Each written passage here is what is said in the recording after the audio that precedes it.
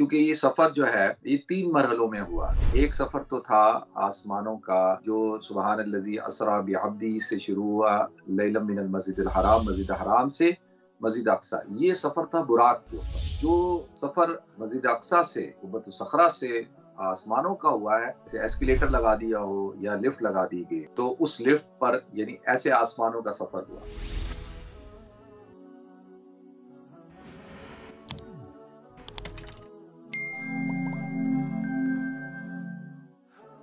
बिस्मिल्लाहिर्रहमानिर्रहीम, अस्सलाम वालेकुम वरहमतुल्लाहि वबरकातुहू। नाज़रीन, सवाल ये उठता है, कई सवालात हैं जो मेराज के सफ़र को लेकर होते हैं। सबसे पहली बुनियादी चीज़ मैं आपको बता दूँ, कुरान पाक में अल्लाह ताला ने इस सफ़र को असरा के लफ्ज़ से जो है वो बयान किया है। सुबहानल्लज़ी असरा, तो असरा या हम लोग कहते हैं इसरा और मेराज, असरा और मेराज, इसरा, असरा, कुरान में अल्लाह ने असरा कहा। तो अब इस असरा भी इसको सफ़र को कहते हैं, रात के वक़्त ट्रैवल करने को। और मेराज कहते हैं अरबी ज़बान में अरज यारिजु का मतलब होता है चढ़ना, और उरूज जिसको कहते हैं ना, उरूज बुलंदी को, चढ़ने को। तो उरिज भी, तो उरिज भी जिसके ज़रिए से इंसान चढ़ता है, उरूज हासिल करता है। तो क्योंकि ये सफ़र जो है, ये 3 मरहलों में हुआ। एक सफ़र तो था आसमानों का, जो सुबहानल्लज़ी असरा बिअब्दी से शुरू हुआ, लैलन मिनल मस्जिदिल हराम, मस्जिद हराम से मस्जिद अक़सा। ये सफ़र था बुराक के ऊपर।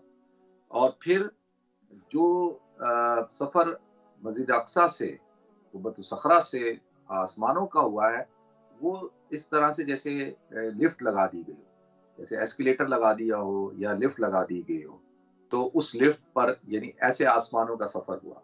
तो जैसे मैंने अर्ज़ किया कि पहले आसमान पे मुलाकात हुई हज़रत आदम अलैहिस्सलाम से, दूसरे पे हज़रत यूसुफ़ अलैहिस्सलाम से, तीसरे में हज़रत ईसा और हज़रत यहया अलैहिस्सलाम से, चौथे पे हज़रत इदरीस अलैहिस्सलाम से, पाँचवें पे हज़रत हारून अलैहिस्सलाम पे से, छठे पे हज़रत मूसा अलैहिस्सलाम से, और सातवें आसमान पे हज़रत इब्राहीम अलैहिस्सलाम से, और ये बैतुल मामूर के पे से टेक लगा कर बैठे थे। ठीक है जी।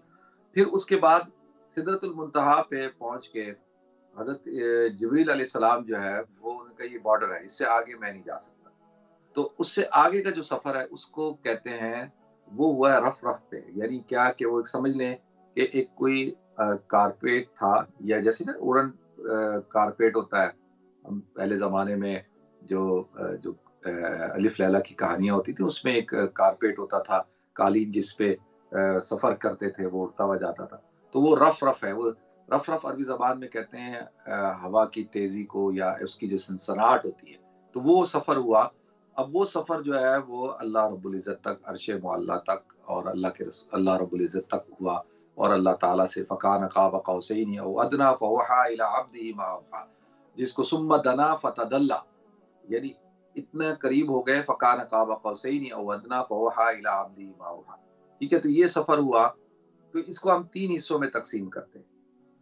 मेराज का जो वाक़या है, ये जो हज़रात ख़ास तौर पर मुनकिरीन हदीस हैं, और जो अक़ल परस लोग हैं, वो इस वाक़ये का इनकार करते हैं। आज के दौर में भी करते हैं। यानी आप हैरान होंगे कि जो अपने आप को मुसलमान कहते हैं, लेकिन मेराज के वाक़ये को नहीं मानते। और वो क्यों नहीं मानते? वो कहते हैं ये पॉसिबल नहीं है, ये मुमकिन नहीं आज के दौर में। अच्छा देखिए, उस दौर के अंदर जो अबू जहल ने और जो लोगों ने जो इनकार किया था, तो उनका तो कहीं न कहीं चलें आप समझ सकते हैं कि वो हज़रात जो घोड़ों पे, ऊँटों पे सफ़र करने वाले, तो उनका तो दिमाग यहाँ तक पहुँच ही नहीं सकता कि भई आसमानों पे भी सफ़र किया जा सकता है।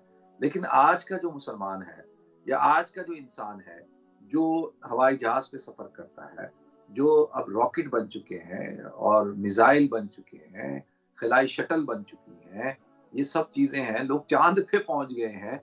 तो आज का अगर कोई इंसान इनकार करता है, तो ये बात तो समझ में नहीं आती। ये तो अक़ल के खिलाफ़ है। तो लिहाज़ा उस ज़माने में तो मुनकिर थे, और जभी तो उन्होंने हज़रत अबू बकर सिद्दीक़ रज़ी अल्लाह ताला अन्हु से जब कहा कि ऐसा मुमकिन है, तो हज़रत अबू बकर सिद्दीक़ ने कहा नहीं, ऐसा तो मुमकिन नहीं है। तो कहा कि तुम्हारा दोस्त ऐसे कहता है। तो उन्होंने कहा अच्छा, ये कैसे हो सकता है? अगर वो मेरा दोस्त कहता है तो बिल्कुल ठीक कहता है, क्योंकि उनके कहने पे तो हमने अल्लाह को माना, फरिश्तों को माना, जन्नत जहन्नम को माना, कुरान को माना। तो वो अगर कहते हैं तो मुमकिन है। تو لہٰذا ناظرین آج کے دور کے اندر جب اسپیڈ آف لائٹ کی ایک کانسیپٹ کلیئر ہو چکا کہ کتنی تیزی کے ساتھ لائٹ سفر کرتی ہے، انسان کی جو نگاہ ہے وہ سفر کرتی ہے، تو آج کے دور میں تو یہ بات سمجھ میں نہیں آتی۔ اس لیے تو اللہ تعالیٰ نے لفظ سبحان سے اس واقعے کو بیان کیا کہ آپ کی عقل اور سوچ جہاں پر ختم ہوتی ہے تو وہاں تک پہنچ ہی نہیں پاتی، کیونکہ اللہ تعالیٰ کی ذات تو وراء الورا ہے، اللہ تعالیٰ تو قادر الفل ہے اور قادر مطلق ہے، وہ تو جو چاہتا ہے وہ ہو جاتا ہے، تو اللہ کے لیے تو کوئی مشکل نہیں تھا۔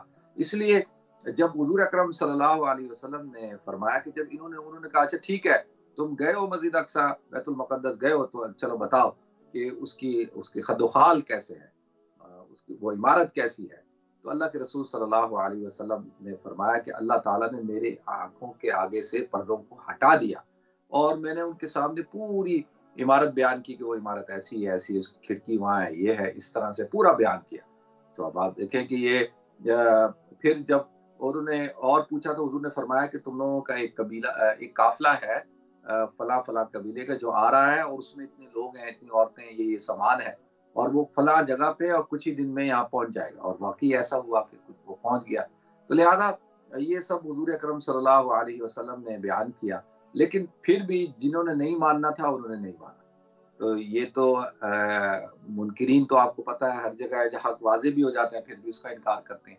تو اللہ تعالیٰ جی ہم سب کو عمل کرنے کی توفیق عطا فرمائے، اور معراج کا جو واقعہ ہے اس میں خاص، اور وہ تو بہت طویل ہے نا، یعنی میں نے تو ابھی آپ کو مختصراً بیان کیا ہے، تو انشاءاللہ کوشش کریں گے جی آپ حضرات کے سامنے اس کو تفصیل سے بیان کریں۔ اللہ تعالیٰ ہم سب کو عمل کرنے کی توفیق عطا فرمائے۔